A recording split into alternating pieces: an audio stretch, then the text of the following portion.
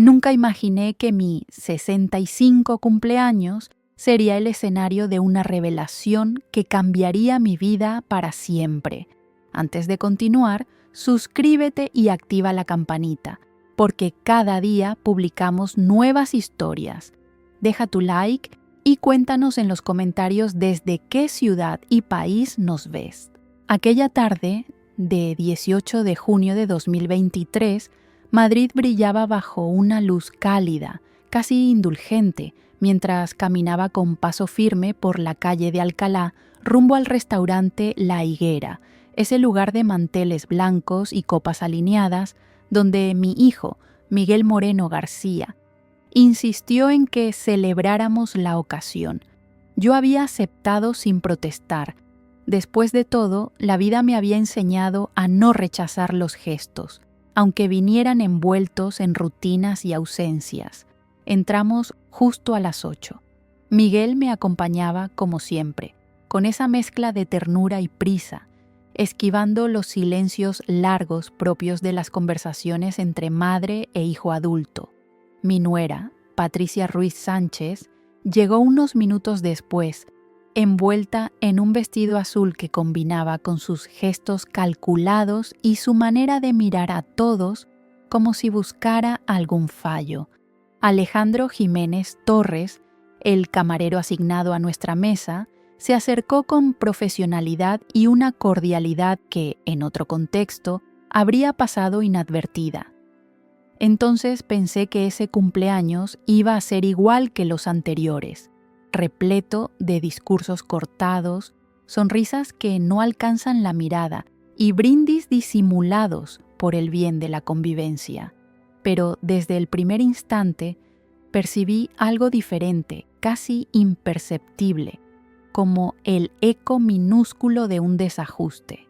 Puede sonar absurdo, pero a mi edad he aprendido a identificar cuando el aire de una estancia cambia, cuando las intenciones pesan más que los regalos y las palabras corteses.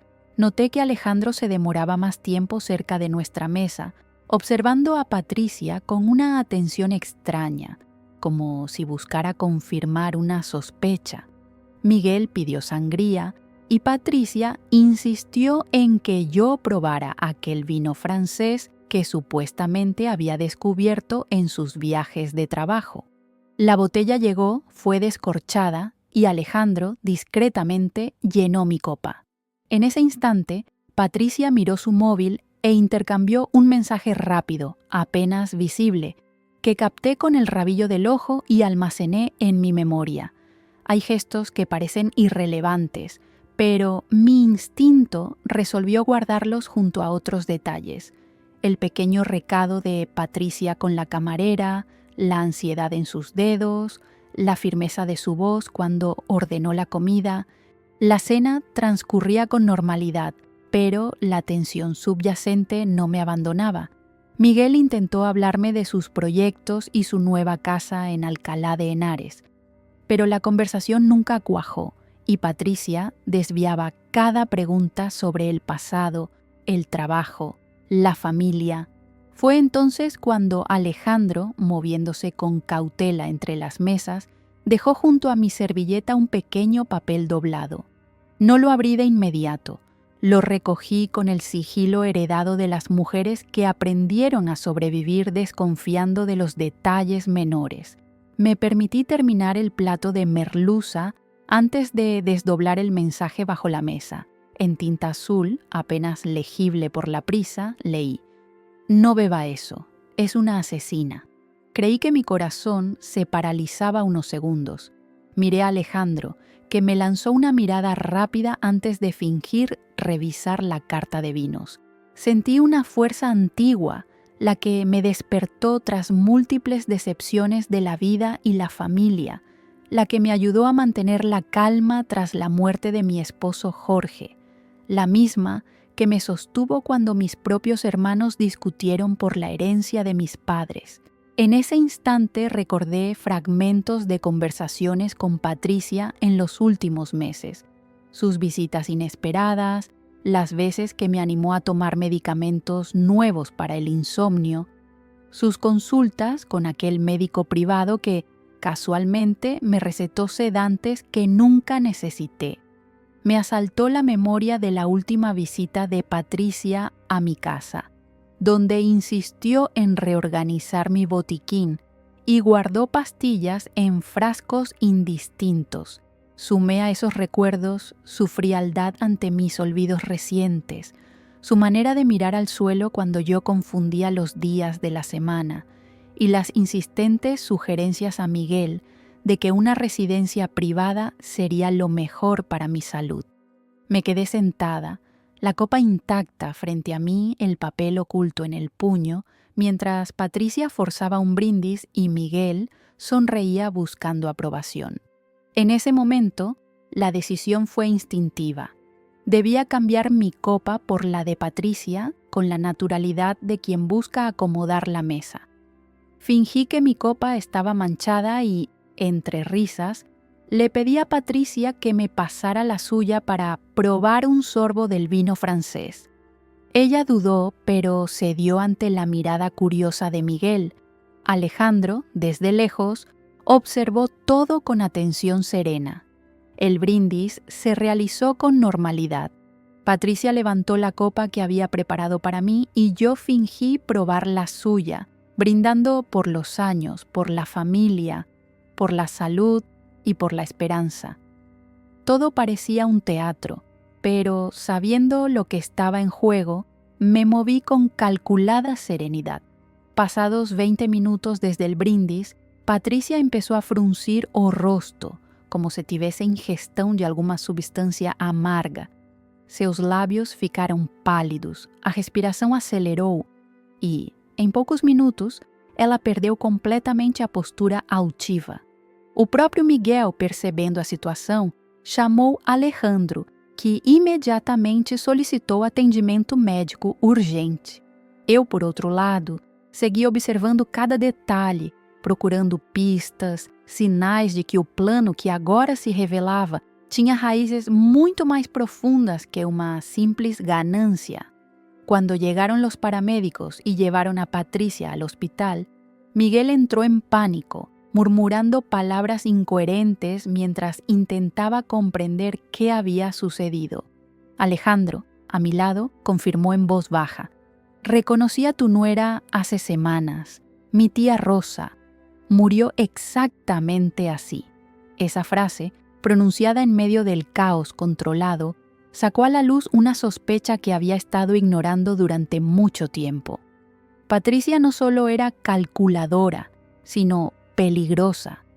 Esa noche, mientras el restaurante se vaciaba y mi familia se desmoronaba dentro, mi instinto de supervivencia venció al miedo. Aferrándome al papel de Alejandro, como si fuera una carta de salvación, comprendí que este aniversario sería solo el doloroso prólogo de una investigación que cambiaría para siempre el significado de la familia y la confianza. El silencio que reinó tras el caos era más pesado que cualquier secreto. Esperé, con los ojos bien abiertos y el corazón despierto, los próximos pasos de los implicados, sintiendo ya que mi dignidad dependería de las decisiones discretas y decisivas que tomaría a partir de entonces. Ante la traición, me di cuenta de que ya no sería una víctima y, a partir de ese momento, el protagonista de mi propia historia. La ambulancia llegó en menos de 10 minutos, pero para mí fueron 10 siglos de observación meticulosa. Mientras Patricia se retorcía en su silla, con la respiración entrecortada y los labios cada vez más pálidos, yo mantenía la compostura de quien ha aprendido a convertir el shock en análisis. Miguel corría de un lado a otro, gritando órdenes a los paramédicos y exigiendo respuestas que nadie podía darle. Alejandro, discretamente, recogía las copas de vino antes de que alguien más pudiera tocarlas y me lanzó una mirada que confirmaba mis peores sospechas.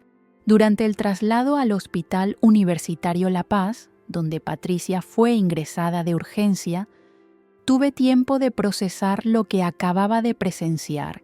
Mi nuera, que supuestamente había preparado mi muerte con la meticulosidad de quien planifica unas vacaciones, había bebido su propio veneno por un simple intercambio de copas. La ironía era cruel, pero también reveladora. Patricia había subestimado mi capacidad de reacción, creyendo que una mujer de 65 años sería incapaz de detectar una trampa. En la sala de espera del hospital, Miguel temblaba como una hoja mientras yo fingía estar en shock para poder observar mejor sus reacciones. Cada vez que los médicos salían con informes parciales, él se abalanzaba sobre ellos con una desesperación que me parecía excesiva, incluso para un esposo preocupado. ¿Qué ha podido comer? ¿Algún medicamento nuevo? ¿Problemas cardíacos previos? Las preguntas de Miguel sonaban ensayadas, como si hubiera anticipado exactamente esa situación. Fue el doctor Martín Sánchez Ruiz quien nos dio el diagnóstico definitivo a las 11:15 de la noche. Su nuera ha sufrido una intoxicación severa por digoxina. Los niveles en sangre son extremadamente altos, potencialmente letales. Es un medicamento cardíaco que, en estas dosis, puede provocar arritmias graves. Al escuchar esto, Miguel palideció de forma tan evidente que hasta el médico lo notó. ¿Su esposa tiene algún problema cardíaco conocido, señor Moreno?, preguntó el doctor. Miguel tartamudeó algo sobre estrés laboral y presión arterial, pero sus respuestas no convencían ni a un niño. Mientras Miguel hablaba con los médicos, yo aproveché para acercarme a Alejandro, que había insistido en acompañarnos al hospital alegando que había sido testigo del incidente. Dijo algo sobre su tía Rosa.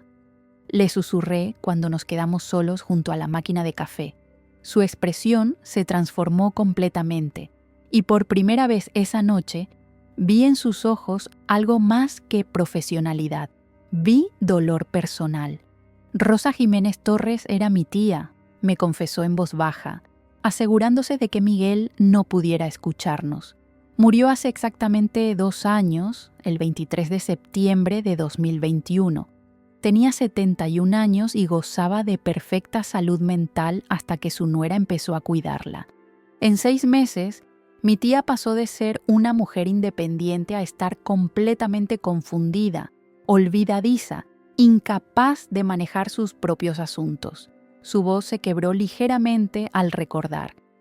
La nuera convenció a mi primo de que tía Rosa necesitaba cuidados especializados, consiguió poderes notariales y 3 semanas después, tía Rosa murió de un paro cardíaco natural.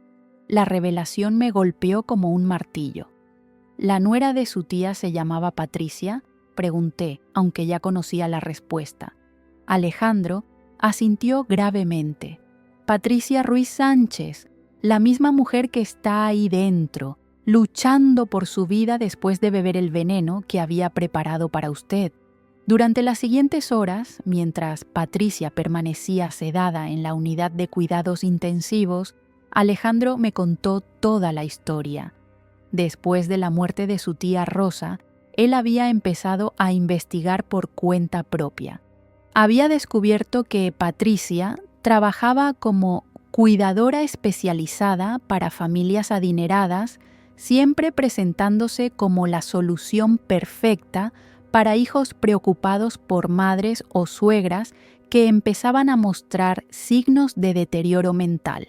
Su método era siempre el mismo: ganarse la confianza de la familia, conseguir acceso a la víctima, administrar pequeñas dosis de sedantes y medicamentos que provocaban confusión y pérdida de memoria, y luego convencer a los familiares de que la situación requería medidas drásticas. He estado siguiéndola durante meses, me explicó Alejandro. Sabía que estaba trabajando con otra familia, pero no sabía cuál hasta que la vi entrar en el restaurante con ustedes. Cuando vi que había preparado algo especial para su copa de vino, supe que tenía que actuar inmediatamente. La pieza del rompecabezas que más me inquietaba era el papel de Miguel en todo esto. Durante las primeras horas de la madrugada, mientras Patricia seguía inconsciente, decidí enfrentar a mi hijo directamente. Lo encontré fumando nerviosamente en el aparcamiento del hospital, algo que no hacía desde la adolescencia. «Miguel», le dije con la voz más serena que pude reunir, «necesito que me expliques exactamente qué está pasando aquí». Él se sobresaltó como si hubiera visto un fantasma y durante unos segundos creí que iba a confesarlo todo. Pero en lugar de eso se acercó a mí con lágrimas en los ojos y me abrazó con una desesperación que no había sentido desde que era niño. «Mamá», me susurró al oído, «Patricia me dijo que tenías Alzheimer. Me dijo que los médicos habían confirmado que ibas a empeorar rápidamente, que era mejor que no lo supieras aún. Me convenció de que necesitabas cuidados especializados, que era lo mejor para ti». Su confesión me dejó helada.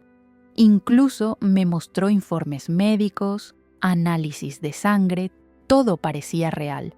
«Yo solo quería protegerte, mamá. No quería que sufrieras sabiendo que ibas a perder la memoria». En ese momento comprendí la verdadera magnitud de la manipulación de Patricia. No solo había estado envenenándome lentamente para simular demencia, sino que había usado esos síntomas fabricados para manipular emocionalmente a Miguel, convirtiéndolo en su cómplice involuntario. Mi hijo no era un criminal, era otra víctima de la psicopatía calculadora de esa mujer. Cuando regresamos a la habitación, encontramos al doctor Sánchez esperándonos con expresión grave. «Señora Moreno», me dijo, «necesitamos hacerle algunos análisis de sangre urgentes. Los niveles de digoxina en el organismo de su nuera son tan altos que es imposible que sea una intoxicación accidental. Además, hemos encontrado trazas de otros medicamentos, lorazepam, zolpidem, sustancias que podrían explicar los síntomas de confusión y pérdida de memoria que, según su hijo, usted ha experimentado recientemente». El análisis de sangre confirmó lo que ya sospechaba. Mi organismo contenía niveles significativos de sedantes y ansiolíticos que nunca había tomado conscientemente. Durante meses, Patricia había estado drogándome de forma sistemática, probablemente a través de la comida o las infusiones que tan amablemente me preparaba durante sus visitas. Los médicos calcularon que, de haber continuado con esa dosis, en pocas semanas habría desarrollado síntomas graves que habrían justificado cualquier decisión drástica sobre mi cuidado. Mientras amanecía sobre Madrid y Patricia seguía luchando entre la vida y la muerte en cuidados intensivos, yo me encontraba por primera vez en años completamente despierta, completamente consciente de quién era yo realmente y de lo cerca que había estado de perderlo todo. La mujer que había intentado matarme yacía inconsciente a unos metros de distancia, víctima de su propia trampa, mientras yo planificaba ya los próximos pasos para desentrañar completamente su red de mentiras y proteger a otros de su maldad. El juego había cambiado por completo y esta vez yo tenía todas las cartas. Los 3 días siguientes fueron una montaña rusa de revelaciones que cambiarían para siempre mi percepción de la realidad. Patricia había sobrevivido a la intoxicación, pero permanecía sedada en cuidados intensivos mientras los médicos monitoreaban su función cardíaca. Yo aprovechaba cada momento de lucidez recuperada para reconstruir los últimos 8 meses de mi vida. Esos meses en los que mi mente había estado envuelta en una neblina artificial que ahora reconocía como el producto de un envenenamiento sistemático. Alejandro se había convertido en mi aliado inesperado, visitándome cada mañana antes de su turno en el restaurante para compartir las piezas del rompecabezas que había estado armando durante 2 años. El 15 de junio de 2024, exactamente 3 días después del incidente en el restaurante, me trajo una carpeta llena de documentos que había recopilado sobre Patricia. Señora Isabel, me dijo con solemnidad, lo que voy a mostrarle va a ser muy duro de procesar, pero necesita conocer toda la verdad. Los documentos eran devastadores. Patricia Ruiz Sánchez no era quien decía ser. Su verdadero nombre era Patricia Ruiz Molina y tenía antecedentes por estafa y falsificación de documentos en Sevilla, donde había trabajado como enfermera hasta 2018. Había cambiado su apellido después de casarse con Miguel, pero mantenía una identidad falsa que le había permitido acceder a empleos en el sector de cuidados domiciliarios sin que nadie revisara su pasado. Pero lo que más me impactó fue descubrir las fotografías. Alejandro había conseguido, a través de un detective privado que contrató con sus ahorros, imágenes de Patricia entrando y saliendo de la casa de otras 3 mujeres mayores durante los últimos 5 años. Cada una de estas mujeres había muerto en circunstancias similares: deterioro mental súbito, necesidad de cuidados especializados y muerte por causas naturales en un periodo de 6 a 8 meses. Carmen Vidal Prieto, 73 años, murió en febrero de 2019. Me explicó Alejandro, mostrándome una fotografía de una señora elegante junto a una esquela de periódico. Elena Torres Jiménez, mi tía, 71 años, septiembre de 2021. Y Remedios García Fernández, 69 años, marzo de 2023, apenas 3 meses antes de que Patricia empezara a frecuentar su casa, señora Isabel. La metodología era siempre la misma, pero había un patrón que me heló la sangre. En cada caso, Patricia había conseguido que el hijo o nieto de la víctima firmara documentos otorgándole poderes legales para tomar decisiones médicas y financieras. Y en cada caso, había un elemento de chantaje o manipulación emocional que aseguraba la cooperación de la familia.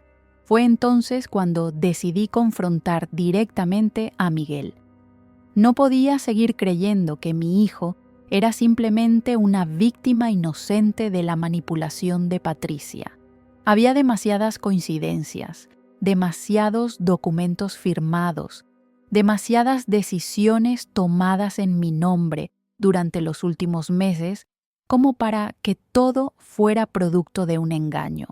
El 16 de junio, aprovechando que Miguel estaba en casa organizando los papeles del seguro médico de Patricia, decidí aparecer sin avisar.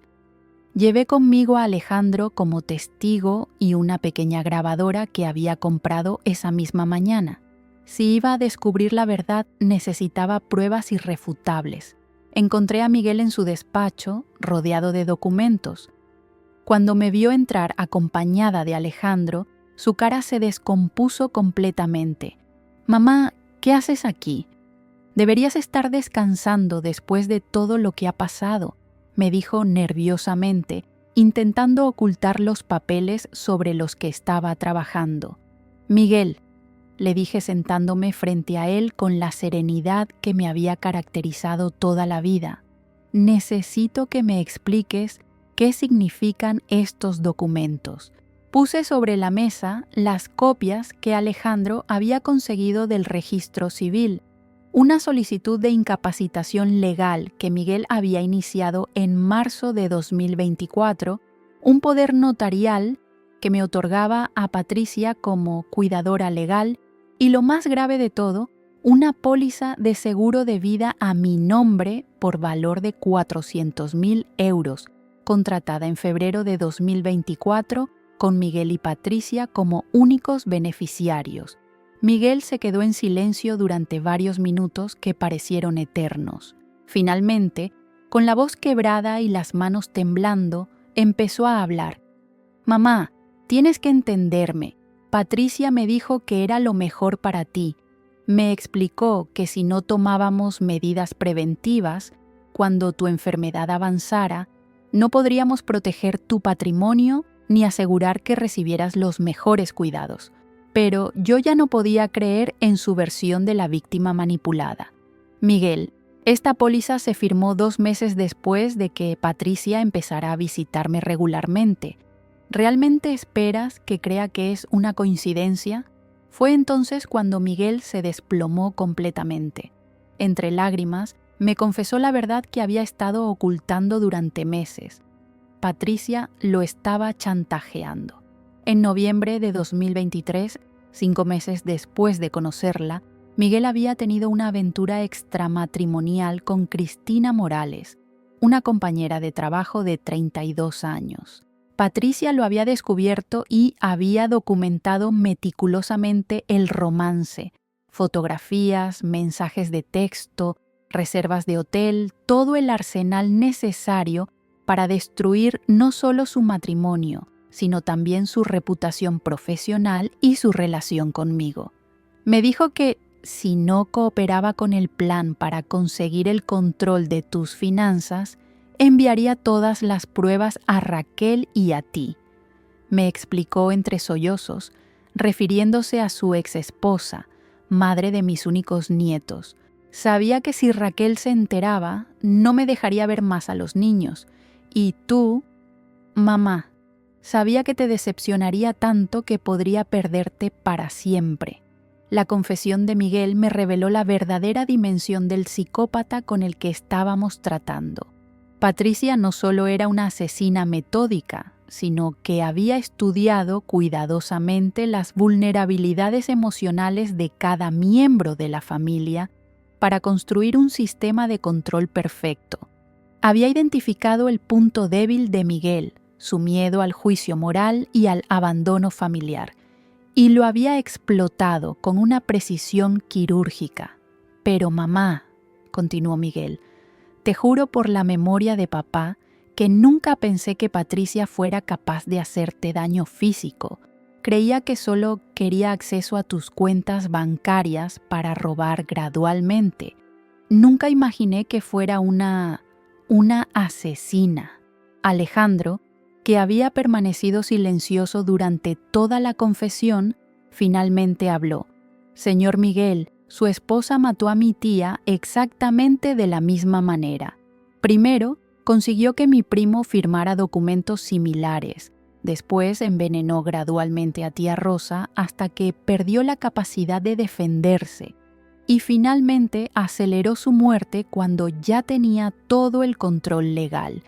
Lo que más me dolía no era la traición de Patricia, que al fin y al cabo era una extraña que había entrado en nuestras vidas con intenciones criminales, sino descubrir que Miguel había sido capaz de firmar documentos que comprometían mi libertad y mi seguridad por miedo a las consecuencias de sus propios errores. Durante meses, mientras yo perdía lentamente la claridad mental debido al envenenamiento, mi propio hijo había estado facilitando el proceso para proteger su propia reputación. Esa noche, después de escuchar toda la confesión de Miguel y revisar cada documento comprometedor, tomé una decisión que cambiaría para siempre la estructura de nuestra familia. Ya no podía confiar ciegamente en nadie, ni siquiera en mi propio hijo. La experiencia me había enseñado que el amor familiar no era suficiente para protegerme de la traición y que necesitaba construir un sistema de seguridad personal basado en hechos, no en sentimientos. Al día siguiente, contacté a Elena Vázquez Martín, la mejor abogada especialista en derecho familiar de Madrid, y comencé el proceso que convertiría mi supervivencia en justicia para todas las víctimas de Patricia Ruiz. El juego había cambiado definitivamente, y esta vez yo controlaría cada movimiento. La segunda semana de julio de 2024 marcó el inicio de la investigación más exhaustiva de mi vida. Elena Vázquez Martín, mi nueva abogada, había conseguido una orden judicial para examinar todos los documentos financieros y médicos relacionados con Patricia, y lo que descubrimos superó nuestras peores expectativas. Patricia Ruiz no era simplemente una estafadora oportunista, era una depredadora sistemática que había perfeccionado su método durante casi una década.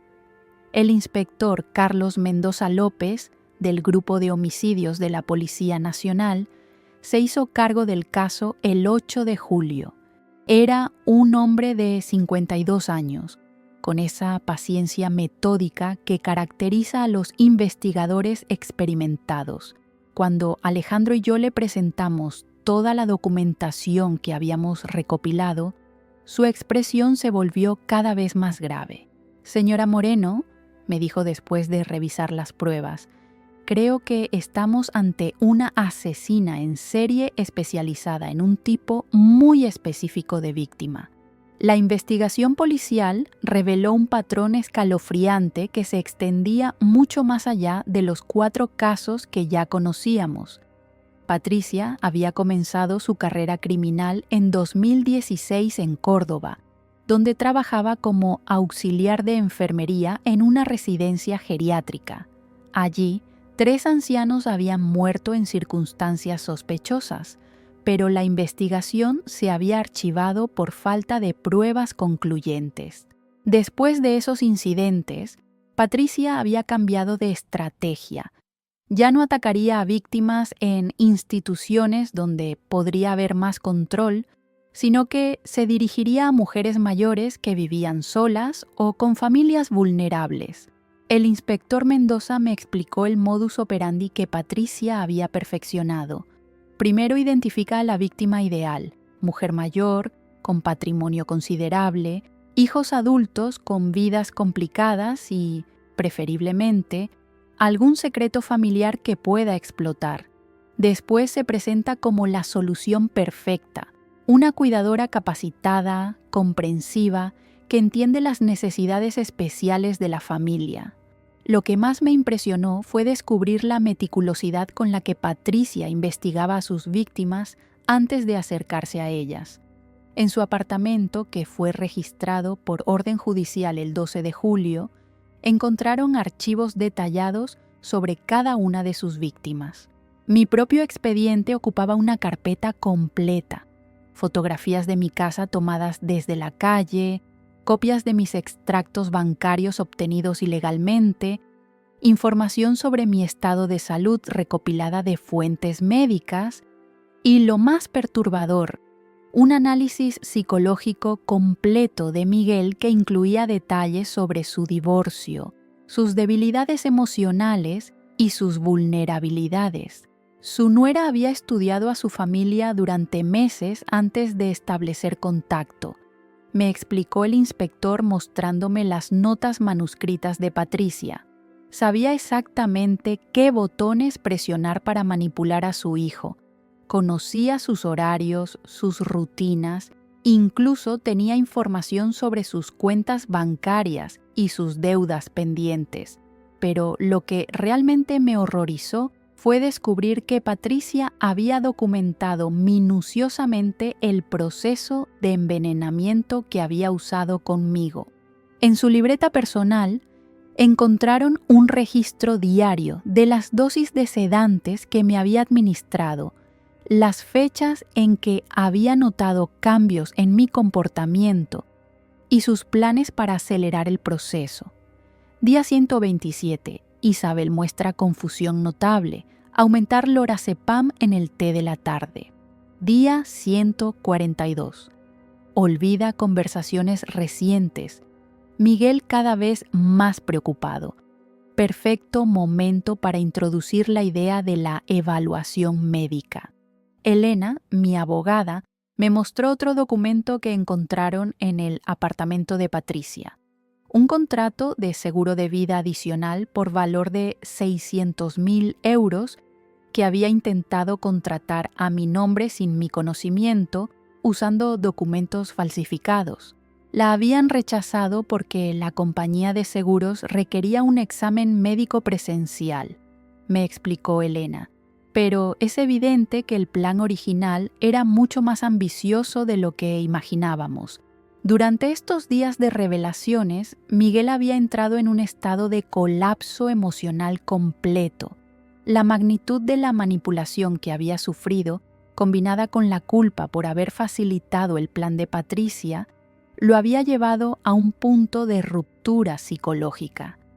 El 15 de julio lo encontré en su apartamento en un estado lamentable.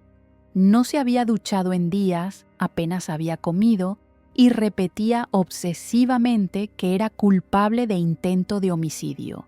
«Mamá», me dijo cuando logré hacerlo reaccionar, «firmé documentos que podrían haberte matado. Soy cómplice de todo esto. Merezco ir a la cárcel». Su sufrimiento era genuino, pero yo ya había aprendido a distinguir entre victimización real y autocompasión manipulativa. Miguel era culpable, sí, pero era la clase de culpabilidad que nace de la cobardía y la debilidad, no de la maldad calculada. Fue entonces cuando decidí tomar la decisión más difícil de mi vida como madre. En mi despacho de casa, rodeada de todos los documentos legales que Elena había preparado, redacté una carta dirigida a Miguel que cambiaría para siempre nuestra relación.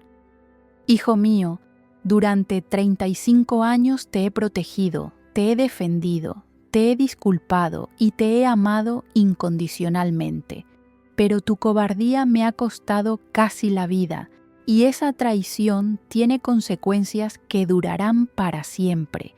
Le expliqué en la carta que lo perdonaba como persona, pero que no podía mantenerlo como heredero de mi patrimonio.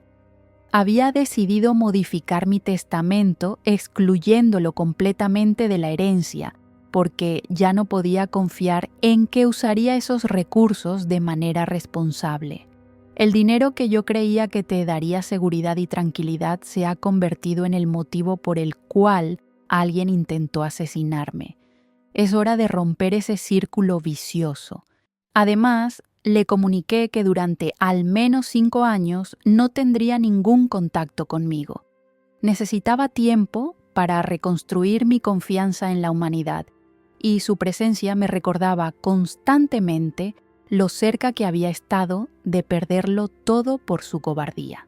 Tal vez en el futuro, cuando hayas demostrado que puedes vivir de manera íntegra sin depender de mi dinero o mi protección, podremos reconstruir algún tipo de relación, pero será una relación entre iguales, no entre una madre protectora y un hijo dependiente. El 20 de julio, Patricia despertó del coma inducido en el que había permanecido durante un mes. Los médicos confirmaron que había sufrido daño cardíaco permanente debido a la intoxicación por digoxina, pero que sobreviviría para enfrentar las consecuencias legales de sus actos. Su primera reacción al despertar fue preguntar por Miguel y por mí, fingiendo confusión sobre lo que había sucedido. Pero cuando el inspector Mendoza le presentó todas las pruebas que habían recopilado, los documentos de su apartamento, los análisis toxicológicos, los testimonios de Alejandro y mío, la máscara de vulnerabilidad se desplomó completamente. La mujer que había fingido ser una cuidadora comprensiva se transformó en una criatura fría y calculadora que hablaba de sus víctimas como si fueran transacciones comerciales. ¿Sabe lo fácil que es convencer a una familia de que una mujer mayor está perdiendo la razón?, le dijo al inspector con una frialdad que me heló la sangre cuando me mostraron la grabación del interrogatorio. Un poco de confusión aquí, algunos olvidos allí, y los hijos entran en pánico. Después solo hay que ofrecer la solución: cuidados profesionales, documentos legales para proteger el patrimonio y un final pacífico para todos. Esa grabación me confirmó que había estado viviendo bajo el mismo techo con un monstruo que veía a las personas mayores como presas fáciles y que había convertido el asesinato en una profesión rentable. Pero también me confirmó algo más importante: había sobrevivido no solo por suerte, sino porque había conservado hasta el final mi capacidad de desconfiar, de observar y de actuar cuando fue necesario. La investigación había terminado, las pruebas estaban recopiladas y ahora solo faltaba que la justicia siguiera su curso, pero para mí, la verdadera batalla apenas estaba comenzando. Reconstruir mi vida sabiendo que había estado a punto de perderla por la traición de las dos personas en las que más confiaba. El juicio de Patricia Ruiz Molina comenzó el 15 de septiembre de 2024 en la Audiencia Provincial de Madrid, exactamente 3 meses después de que despertara del coma. Durante esos meses de preparación legal, había tenido tiempo de procesar completamente la magnitud de lo que había vivido y también de tomar las decisiones más importantes de mis 65 años de vida. Elena Vázquez había construido un caso impecable. Las pruebas eran abrumadoras, los análisis toxicológicos, los documentos encontrados en el apartamento de Patricia, los testimonios de Alejandro y mío, y sobre todo, la conexión con los otros casos de asesinato que la investigación policial había logrado vincular definitivamente. El fiscal, Antonio Ruiz Gómez, pedía prisión permanente revisable por 4 asesinatos consumados y 1 en grado de tentativa. Durante la primera sesión del juicio, tuve que enfrentar cara a cara a la mujer que había intentado matarme. Patricia había perdido peso debido al daño cardíaco, pero mantenía esa frialdad calculadora que había aprendido a reconocer. Cuando me tocó declarar como víctima, mantuve la serenidad que había caracterizado toda mi vida, pero por dentro sentía una mezcla de rabia y satisfacción que nunca había experimentado.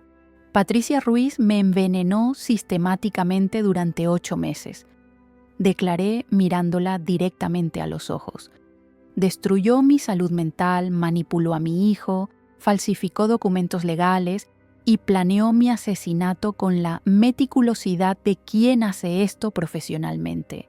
No fue un crimen pasional ni un acto desesperado. Fue el trabajo calculado de una depredadora que había convertido el asesinato de mujeres mayores en su medio de vida. Lo que más me impactó durante el juicio fue escuchar los testimonios de las familias de las otras víctimas. Carlos Vidal, hijo de Carmen Vidal Prieto, explicó cómo Patricia había manipulado sus sentimientos de culpa por no poder cuidar personalmente a su madre.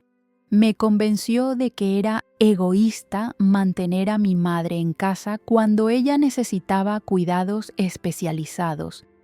Me hizo sentir que era un mal hijo por no querer pagar una residencia privada cara.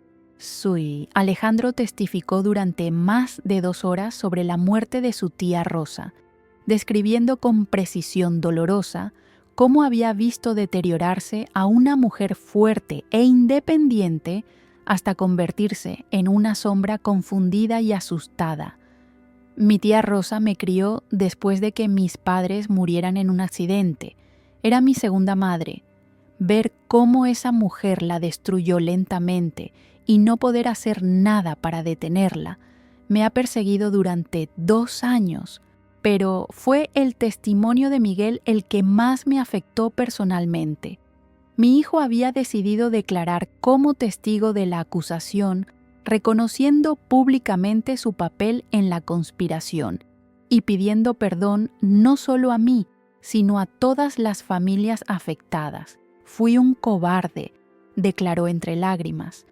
Patricia me chantajeaba con pruebas de una infidelidad y yo elegí proteger mi reputación en lugar de proteger la vida de mi madre. Firmé documentos que podrían haber facilitado su asesinato. No merezco perdón, pero necesitaba que todo el mundo supiera la verdad. Durante el juicio también se reveló la verdadera dimensión de la fortuna que Patricia había conseguido robar a lo largo de los años. Los investigadores calcularon que había obtenido más de 2.800.000 euros de las propiedades y cuentas bancarias de sus víctimas. Había invertido ese dinero en propiedades inmobiliarias, acciones y cuentas bancarias en el extranjero, construyendo un imperio económico basado en la muerte y el sufrimiento. Patricia se declaró culpable de todos los cargos el último día del juicio, no por arrepentimiento, sino por una estrategia legal de último momento para evitar la prisión permanente revisable. Su abogado, Javier Morales Ruiz, argumentó que había actuado bajo presión psicológica y que sufría un trastorno de personalidad que disminuía su responsabilidad criminal. Pero el testimonio de los psiquiatras forenses fue claro. Patricia era completamente consciente de sus actos y había actuado con premeditación y alevosía en cada caso. El 18 de octubre de 2024, la jueza Carmen López Sánchez dictó una sentencia histórica: prisión permanente revisable para Patricia Ruiz Molina por 4 asesinatos consumados, tentativa de asesinato en mi caso, estafa continuada, falsificación de documentos y organización criminal. Además, ordenó la confiscación de todos sus bienes para indemnizar a las familias de las víctimas. Para Miguel, la justicia fue diferente, pero igualmente definitiva. Aunque el fiscal había pedido inicialmente 8 años de prisión por complicidad, el juez reconoció que había sido víctima de chantaje y le impuso una pena de 3 años de prisión con suspensión condicional, siempre que cumpliera 800 horas de servicio comunitario trabajando con asociaciones de protección a personas mayores. Pero la verdadera justicia para Miguel no vino de los tribunales, sino de las consecuencias naturales de sus decisiones. El 25 de octubre, una semana después de la sentencia, le comuniqué oficialmente que había modificado completamente mi testamento. Mis 750.000 euros de patrimonio se distribuirían de la siguiente manera: 300.000 euros para Alejandro Jiménez Torres, como reconocimiento por haber salvado mi vida; 200.000 euros para la Fundación contra el Maltrato de Personas Mayores; 150.000 euros para las familias de las víctimas de Patricia, y los 0 euros restantes para crear una beca de estudios en investigación criminal en la Universidad Complutense. Miguel, le expliqué cuando nos reunimos por última vez en el despacho de Elena: has perdido tu herencia no como castigo, sino como consecuencia natural de haber demostrado que no puedes manejar responsablemente las cosas importantes de la vida.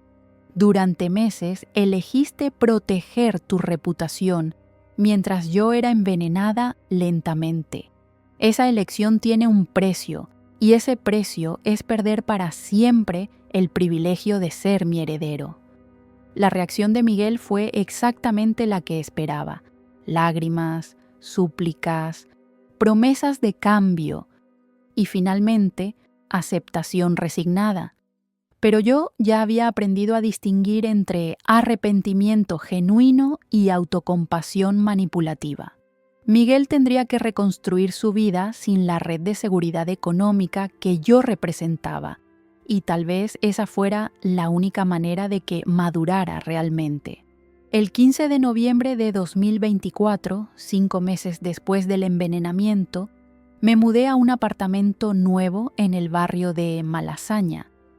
Quería empezar de cero, en un lugar donde no hubiera recuerdos de Patricia, de la manipulación, ni de los meses en que había perdido gradualmente el control de mi mente. Mi nueva casa era pequeña pero luminosa, con una terraza desde la que podía ver el atardecer sobre Madrid. Alejandro se había convertido en algo más que el hombre que me salvó la vida. Se había transformado en el hijo que nunca tuve, el familiar que eligió por lealtad y no por sangre. Había usado parte del dinero de la herencia para abrir un pequeño restaurante especializado en cocina tradicional madrileña y me había ofrecido un trabajo como consultora gastronómica. Por primera vez en años tenía un propósito que no estaba relacionado con ser madre, esposa o víctima. 3 veces por semana daba charlas en centros de mayores sobre cómo detectar y prevenir el maltrato económico y psicológico. Mi experiencia se había convertido en una herramienta para proteger a otros y cada vez que veía el reconocimiento en los ojos de una mujer mayor que identificaba señales de alarma en su propia vida, sentía que mi sufrimiento había tenido un propósito.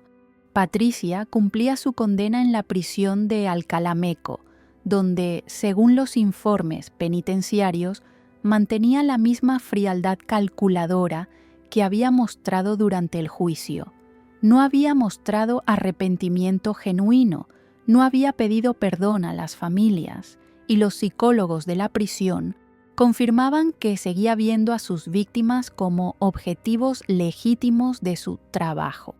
Miguel intentaba contactarme cada pocas semanas, enviando cartas llenas de disculpas y promesas de cambio, pero yo había aprendido que el perdón no significaba reconciliación automática. Tal vez en el futuro podríamos reconstruir algún tipo de relación, pero sería una relación entre iguales, basada en el respeto mutuo y no en la dependencia económica o emocional. En las noches tranquilas de mi nueva vida, cuando me sentaba en la terraza con una taza de té que yo misma preparaba, por supuesto, reflexionaba sobre lo que había aprendido de toda esta experiencia. Había descubierto que tenía una fortaleza que no conocía, una capacidad de supervivencia que había permanecido dormida durante décadas de comodidad familiar. Pero sobre todo, había aprendido que la verdadera seguridad no viene de confiar ciegamente en la familia o en las instituciones, sino de mantener siempre despierta la capacidad de observar, cuestionar y actuar cuando sea necesario. A los 65 años había renacido como una mujer independiente, vigilante y completamente dueña de su propio destino. La mujer que había intentado matarme seguía en prisión. Mi hijo había perdido para siempre el derecho a mi confianza ciega, pero yo estaba más viva que nunca, protegiendo a otros y construyendo una nueva vida basada en la dignidad, la justicia y la sabiduría duramente ganada. 2 años después del juicio, el 18 de octubre de 2026, recibí una llamada que cambiaría una vez más el rumbo de mi nueva vida. Era la doctora Pilar Martínez Vega, directora del Instituto de Criminología de la Universidad Complutense, quien me informaba que la beca de investigación que había financiado con parte de mi herencia había producido resultados extraordinarios. Señora Moreno, me explicó durante nuestra reunión en su despacho, el trabajo de investigación que hemos desarrollado gracias a su donación ha identificado un patrón de criminalidad que afecta a miles de personas mayores en toda España. Su caso no fue un incidente aislado. Patricia Ruiz formaba parte de una red más amplia de depredadores especializados en este tipo de víctimas. La investigación había revelado que existían al menos 15 casos similares al mío documentados en los últimos 10 años, todos con el mismo modus operandi. Cuidadoras falsas que se infiltraban en familias vulnerables, manipulaban psicológicamente a los hijos adultos, envenenaban gradualmente a las víctimas para simular demencia y finalmente aceleraban su muerte una vez obtenido el control legal y financiero. Hemos creado un protocolo de detección temprana, continuó la doctora Martínez, y queremos que usted sea la portavoz nacional de esta campaña de prevención. Su testimonio tiene un impacto que ningún estudio académico puede lograr. Acepté inmediatamente. Durante los últimos 2 años Mis charlas en centros de mayores habían evolucionado desde simples testimonios personales hasta conferencias estructuradas sobre prevención del maltrato. Había desarrollado una metodología para enseñar a las familias a identificar las señales de alarma, cambios súbitos en el comportamiento de personas mayores, aparición de nuevos cuidadores que ganan confianza rápidamente, presión para firmar documentos legales, aislamiento progresivo de la víctima respecto a amigos y familiares cercanos. El 15 de noviembre de 2026 presenté oficialmente la Guía Moreno para la Prevención del Maltrato a Personas Mayores en el Ministerio de Sanidad. El acto contó con la presencia de la ministra, varios diputados y representantes de organizaciones de derechos humanos. Era la primera vez en mi vida que me encontraba en el centro de la atención mediática, pero había aprendido a transformar mi experiencia traumática en una herramienta de protección para otros. No estoy aquí como víctima, declaré ante las cámaras. Estoy aquí como superviviente y como guardiana. Patricia Ruiz casi me mata, pero su mayor error fue subestimar mi capacidad de reacción. Ahora uso esa misma capacidad para proteger a otros de depredadores similares. Durante la presentación conocí a María Carmen Jiménez Torres, una mujer de 72 años de Sevilla que había identificado y denunciado a tiempo a una cuidadora que intentaba aplicar el mismo patrón criminal en su familia. Su historia me salvó la vida, me confesó entre lágrimas. Cuando escuché su testimonio en la radio el año pasado, reconocí inmediatamente lo que me estaba sucediendo. Mi supuesta cuidadora ya me había convencido de cambiar mi testamento y estaba presionando a mi hijo para conseguir poderes notariales. María Carmen se había convertido en la segunda persona que confirmaba el impacto real de mi trabajo preventivo. Su testimonio me demostró que mi experiencia no solo había servido para obtener justicia personal, sino que estaba generando un efecto protector en cadena que podría salvar muchas vidas. Pero no todo en estos 2 años habían sido triunfos públicos. La reconstrucción personal había sido un proceso mucho más complejo y doloroso. Miguel seguía intentando contactarme regularmente y sus cartas habían evolucionado desde súplicas desesperadas hasta reflexiones más maduras sobre su papel en los acontecimientos. En su última carta, fechada el 3 de octubre de 2026, me escribía: «Mamá, he terminado mi servicio comunitario y por primera vez en mi vida estoy manteniendo a mi familia únicamente con mi trabajo. He aprendido lo que significa la responsabilidad real y aunque sé que perdí para siempre el derecho a tu confianza ciega, espero algún día merecer al menos tu respeto». Esa carta me había hecho reflexionar profundamente sobre los límites entre justicia y crueldad, entre consecuencias necesarias y castigo desproporcionado. Miguel había pagado un precio altísimo por su cobardía, pero también había demostrado durante estos 2 años una capacidad de cambio que no esperaba. Había conseguido un empleo estable como ingeniero en una empresa de energías renovables, había reparado su relación con sus hijos y, según los informes de su asistente social, había desarrollado un compromiso genuino con el trabajo comunitario. El 20 de diciembre de 2026, tomé una decisión que había estado posponiendo durante meses. Acepté reunirme con Miguel en un café neutro, sin compromiso de reconciliación, pero con la disposición de escuchar lo que tenía que decirme después de 2 años de silencio obligado. Lo encontré cambiado físicamente, más delgado, con canas prematuras, pero sobre todo con una expresión de madurez que no había visto nunca en él. Durante nuestra conversación de 2 horas, Miguel no pidió perdón ni intentó justificar sus acciones pasadas. En su lugar, me explicó detalladamente cómo había reconstruido su vida, cómo había aprendido a vivir sin la red de seguridad económica que yo representaba y cómo había desarrollado una comprensión real del daño que me había causado. No te pido que me perdones, me dijo al final de la conversación, porque entiendo que hay errores que tienen consecuencias permanentes.